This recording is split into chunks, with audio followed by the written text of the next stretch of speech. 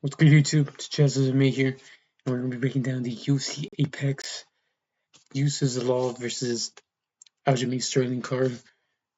Here we go. Let's break it down. Normally, I don't wait this long to break down cards, but this is one where I really need to think about the main event. And the more I look to this card, the more I will be thinking about it. Starting off the card with Talia Toledo Alinsar versus Jubia Palastri. Um, Talia Alinsar, decent grappler. She's just coming off a round 3 submission over that big buff Brazilian lady. Julie Palastri, a volume boxer with decent grappling.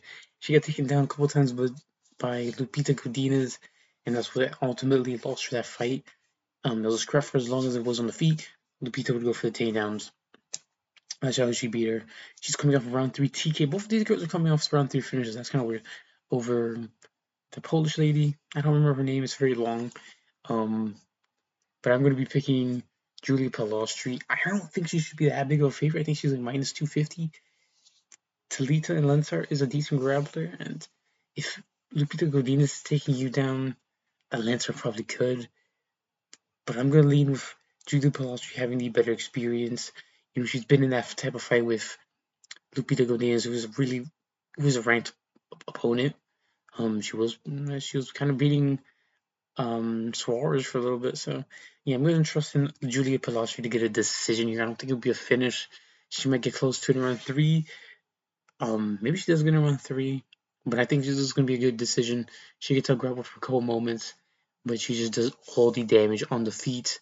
Moving on to Max Griffin versus Victor Valenzuela. Max Griffin coming off. I think his last fight was the split decision to loss to Chris Curtis, almost forgot his name. And Victor Valenzuela is coming off the round 2 KO loss to Michael Pereira on the Dana White's Contender Series. He actually has a round 1 KO after that. So that's actually the one he's coming off of. I think he was giving issues to Pereira in like round 1 or something, but Pereira just wasn't looking that good against him. Max Griffin can be tricky, but dude, he lost to. I think he got subbed by Michael Chiesa, but Chiesa's like subbing guys. I'm gonna pick Victor Valenzuela here by decision. Max Griffin can be tricky, can be gritty. Not gritty, but he can be tough. It's not even the words I want to use. He can be tricky and he can be crafty and he can take you to like a split decision where even though you're landing like a bigger shot, he's landing a little bit more for I think the low kicks and the jabs here and there. So yeah, I think Victor Valenzuela is gonna grit down. Dude, maybe just get foul checked. Do I just switch my pick to Max Griffin? I think I'm gonna pick Max Griffin by this. Victor Valenzuela is not that good, man. Do I just pick Max Griffin? Dude, this whole weekend I've been picking Victor Valenzuela, but Max Griffin's old, man. He's old. What's his record? He's 2012. Do I just pick him to fraud check the dude is literally like this is Matt Chanel, dude. I don't want to pick. I don't. This fight's awful to pick. How am I supposed to predict this fight? It's either Max Griffin crafty vet decision, or it's a Victor Valenzuela he just is like he's just the younger guy, so he just gets to win. But I can't trust these Dana White contenders these days, bro. He was getting like I think he was like outlanding Michael Oliveira for a round, but was he? I don't even remember that fight. I just remember he got like knocked out brutally. I'm gonna pick him. I'm gonna pick Victor Valenzuela by decision. I might switch my pick later on. I might switch it tomorrow or something. I don't know. Um, moving on to Francis Marshall versus Lucas Bredin. Very short in his bout. I'm glad I waited a little bit because a lot of short notice fits happen, so I'm glad I waited like a couple days. I'm gonna pick Francis Marshall by decision. Not a lot to say. He's good. He has decent power in his hands. Dropped Dennis Bazooka was hurting. Not Mario Santos. What's his name? Myron Santos. He was hurting him on the feet, rocking him and dropping him. So I'm going to pick him just to get a decision here. Very short notice against Lucas Brennan, the Tony Ferguson lookalike. Yeah, I'm not going to trust the Bellator guy to beat a somewhat experienced dude in the UFC who has decent wins and decent performances. So, yeah, not much to say. Francis Marshall decision. VKO. He has decent power. I'm going to pick Jafel Fihel versus Cody Durden. Let's just look at Cody Durden's resume. He's 17-10, guys. They have the same amount of wins. This is a bantamweight? Why is this an OB as a short notice for Cody Durden? Yeah, I'm picking Jafel Fihel round 2 submission. Wouldn't be surprised at round 1, but Cody Durden can be tricky in round 1. Yeah. Fihel's really good. Subbed Clayton Carpenter. Had a very close fight with. Was it close? He had a decent performance in his loss against Nascimento. I think he just went for submissions, then he'd get his back taken, and he'd end up on bottom. He was just too small against Nascimento, and Nascimento fucking slimed out Cody Durden. So, Jafel Fihel, round 1 or 2 submission. Probably the lock of the card. Moving on to Mayra Bueno Silva versus Michelle Montague. Mayra Bueno Silva is not a mythical fighter, mama. Mayra Bueno Silva is not a mythical fighter. I know she's having a kid with her wife or something like that. She does nothing in range. She does nothing in her fights anymore after getting popped. Yeah, she's gonna lose a decision here. I think she'll be defensively better, safe on the ground, and yeah, she'll survive. Michelle Montague's pretty good, pretty dominant at grappling. Yeah, I'm gonna pick her by decision or something. Jackson McVeigh versus Cedric Dumas. Cedric Dumas is a decent grappler, has some moments on the feet. Jackson McVeigh hasn't really shown us anything. In his fight with Zachary Reese, I think that was short notice for him. I think it was actually short notice for Reese. Was Jackson McVeigh beating him up in the clinch pretty badly, and I think that's what he's going to do here. I think he's going to finish Dumas by KO, and he's going to get like a brutal knockout or something. Hopefully this is a very good hate watch, but I could also just see Cedric Dumas somehow grappling McVeigh for 3 rounds or something. But he's prone to get finished sometimes, so round 1 or 2 KO for Jackson McVeigh. I believe in the hype that he still has. He's only lost to Bruno Silva, even though he lost to Robocop. Bruno Silva's a very good. He even took down short notice. I rate that as a loss. Zachary Reese won not so much, but he was beating him up in the round 1 in the clinch, so I'm hoping he could do something similar here. Rodolfo versus Eric McConaughey. The most apex. These are some of the most apex fights of all time. These two are literally the most apex fights of all time. I'm gonna pick Rodolfo Vieira by decision, and I think this is gonna look a lot like the Trishan Gore one, where he just peppers McConaughey up. McConaughey looked good. That's an well, he has a win over Cody Brunish, and I thought he got robbed. I thought that was a robbery. Well, he looked good against Sushakayev. I guess that's impressive. Rodolfo is old as shit. So would I be surprised if Vieira loses this? I know I wouldn't be. I wouldn't be surprised at all. Actually, he has the better grappling. He looked good against Petrovsky, which I thought he got robbed in that fight, and in other performances he looked easy. He looked really good in the Trishan Gore fight, which is aging pretty well for him. And yeah, I think he's just gonna win a decision here. Maybe he gets McCullough down or something. He just gets a sub, but I really doubt it. Moving on to the main card, Marcus Buchecha versus Ryan Spann. Marcus Buchecha, jiu-jitsu guy, coming off that draw with Kenny Nzechukwu, I think, based off point deduction. And Ryan Spann coming off the round 1 gilly against Lucas Pretsky. Ryan Spann should just knock out Buchecha in round 1. Buchecha's pretty awful fighting. There's nothing much to say in this fight. There's a chance that Ryan Spann just goofies his way to a submission loss or something, or a decision loss even. But yeah, he should get a round 1 KO here. I'm banking in the underdog of Ryan Spann for once. Moving on to Montel Jackson versus Ronnie Barcelos. This is a tricky fight to predict, to be honest. Because the idea of Montel Jackson is better than what he actually is. Fast hands, dangerous striker. What he looked like against Damon last year is how I kind of expected him to look in his next couple of fights, but he just hasn't done that. So I can't bank on him to look like that again. Barcelos has fought a good grappler, a good striker before in Peyton Talbot. So I'm going to trust Ronnie Barcelos to get a decision here. He has decent striking. He has decent power. He was outpowering Ricky Simone, and like that's how he won it, just based off like him landing the harder, bigger shots. And I think he's gonna just win a decision here. I can see him taking down Michael Jackson and getting a sub. Figgy couldn't do it, but I think Figgy's really past it right now, man. But I mean, I'm just gonna pick Barcelo's smudge decision, but maybe he gets like a round 2 finish. I don't know. I'm just really envisioning a round 2 submission for some reason.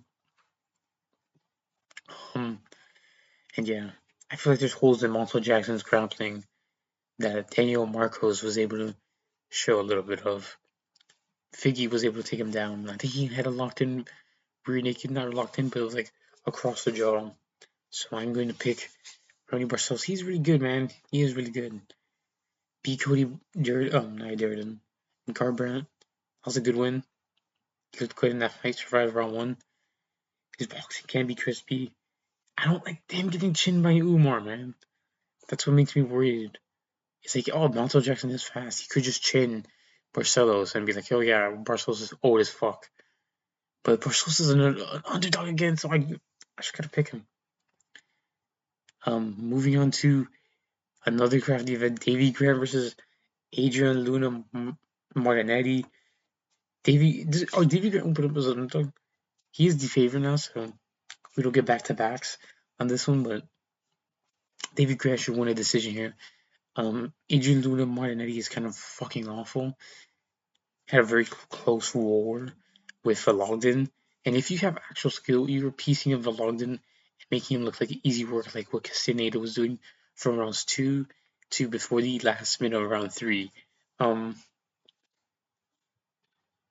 Davy Grant should just piece him up for 3 rounds.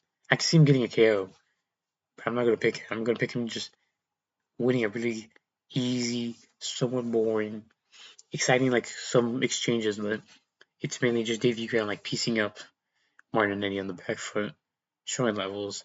And yeah, gonna fade the Dana White Contender Series guy here. I should probably do it for what's his name?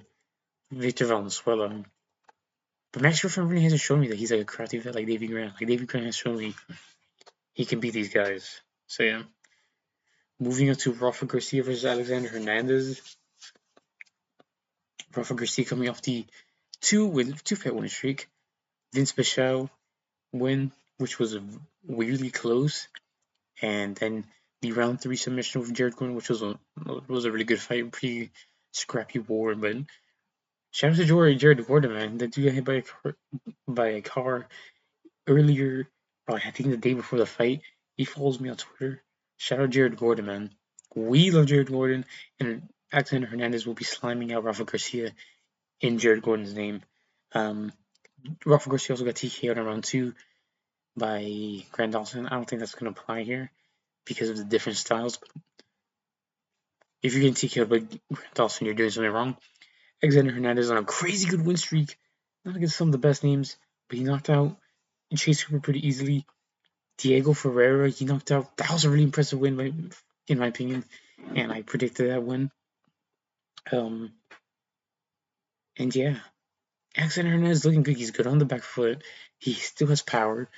He was having close fights with guys like Hubbard and Halba, but it's looking like he's settling in to like just outside top 15 ranking. And I don't think he should be honestly fighting Rafa Garcia at the moment. I think Rafa Garcia is a big step down from where he should be fighting. But yeah, I think it's gonna be around 2 TKO. I don't think it'll be round 1. I think Rafa Garcia will survive, but round 2, I think he should be able to put him out. Let's go, Alexander Hernandez. I think he's gonna get the KO. Moving on to Norman Dumont versus Jelson Edwards. Um, Tricky fight. Jocelyn Edwards, decent striking, decent power, pretty good combinations, pretty good grappling. It's pretty much evolved since the Alien Perez fight. Norma Dumont, really good striking. Excuse me. Um, subpar grappling. I think she fought Ketlin Vieira, and I thought she got a robbery decision. I was at like a party, and I was watching that on my phone, and I was like, what is going on here? I think I was at a gender reversal, and then I'm looking at my phone and she won. I was like, oh, super surprised. I think in the grappling, I don't know if Jocelyn Edwards has the grappling of Kayla Vieira. She's kind of getting outstruck by Nora Cornell, and that makes me very worried here. It's like, do I want to pick Jocelyn Edwards, who's getting outstruck by Nora Cornell in round one? She was able to slam her. Normally, one is really good on the feet. I'm going to pick Jocelyn Edwards' decision. I know she's a big underdog, and the smart pick is Norma Dumont by decision to just outpoint Jocelyn Edwards, but Jocelyn Edwards is really good. She's getting better. Yeah, I'm gonna bank it on her getting a decision win here. Norma Dumont's last couple of performances outside of the Irene Aldana one have not impressed me like at all. So yeah, Jocelyn Edwards, she's at least finishing girls. I think she's on a finish. I don't think she's at a decision in a while. So yeah, moving on to the main. That was a co-main. Oh wow, the main event. Aljamain Sterling versus Yusuf Zalal. I've been contemplating this fight the whole week. I was going to wait until the green line, but I forgot it's not on Thursdays, and the wins are on Friday. I'm gonna pick Aljamain Sterling by decision, I think. But I have a bad feeling, not a bad feeling, but I just have a feeling that Zalal is just gonna chain him with like a knee or. Okay, let me break down the fight first. Aljo coming off the win with from Brian Ortega, uses along his great win streak, Jack Shore, Billy Quarantillo, some other dude. I'm blanking right now, I don't know why. Who else does he beat? Oh, Calvin Cater. He had a really good first 2 rounds, very good movement. And then he's at round one submission over Josh Emmett. I said in my last video, I might plug it somewhere in here, of underrated fighters. Yusuf is always really underrated. So was Aljo, man. Aljo looked really good against Malzahar. But he slowed down so much. He slowed down a bit against Ortega, and I don't know why. Why are you slowing down against Ortega who's doing nothing? You just spent rounds 1, 2, 3, and 4 just jabbing his face off. Aljo looked okay in that fight. He looks like he's really prepared for it. He sounds like he's a lot like really, really like broken down. Like on what he's gonna do and what he can do. So I'm gonna pick him by decision, but I can just see him winning rounds 1 to 3, taking down Zalal. Round 4, round 3, Zalal's getting up. He's putting hands on Aljo. Aljo's getting another takedown. Zalal's getting up. He's getting held against the fence. He gets his back taken. Ends. And then round 4, Aljo's slowing down a little bit on the feet.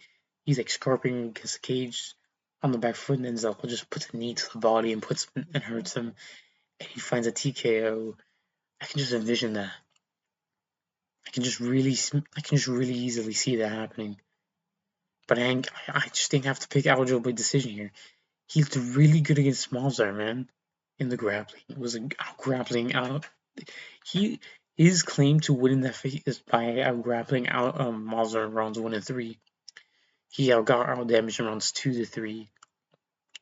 That's why I love 1. But he looked good in that fight, man. He is good. He looked good in this rematch against Peter Yan. He looked pretty good. I got you clearly won against Cejudo. He does have these good wins. But he just kind of slow down rounds 3 and 4. And I'm not liking that. Maybe that's how Zalal takes to a decision. He wins rounds 3 to 4. Stuffing some of the takedowns from Aljo. Similar to the Peter Yan fight, where he has a really good round, like really, really good round 5. Round 4 is tricky. He has a decent round 1, but rounds 2 and 3, rounds 1 to 3, he's just getting dominated, and then rounds 4, he's looking good. He's out damaging Aljo, but he's getting out grappled. He's still getting taken down. And then in round 5, he's like putting hands on Aljo, but it's too late. He doesn't get the finish. And yeah, I don't think he's gonna sub. He has decent enough grappling to not get submitted by Aljo, and I don't think he's gonna sub it Aljamain Sterling either. Maybe he just chins Aljo with like a knee, like Marai style, but I don't know. It's a really tricky fight for me to predict, but I'm gonna stick to Aljamain decision. If there's a finish, it's definitely Zalal. That's what I think. I think Aljo wins by decision. Like if this fight goes to decision, it's because Aljamain was dominating early, and then like started slowing down, and uses of all start picking it up near the end, but it's too late. Like I don't see Zalal winning this like a damage-based decision with like Aljo just dominating on the ground, because Zalal doesn't have the grappling of a Malzahar, but he has really good movement on the back foot. But he just looks so frail. He looks like really skinny. So I don't know.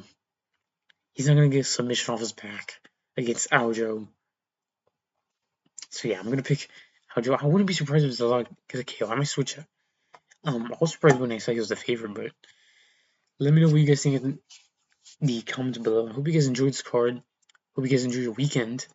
It's a pretty good night of fights. It's an Apex card. Not the worst fights on this. And yeah, like and subscribe if you guys enjoyed the video. Leave a comment on which is your favorite fight. What fights do you disagree with on my predictions? And I'll be catching you guys in the recap video. Peace.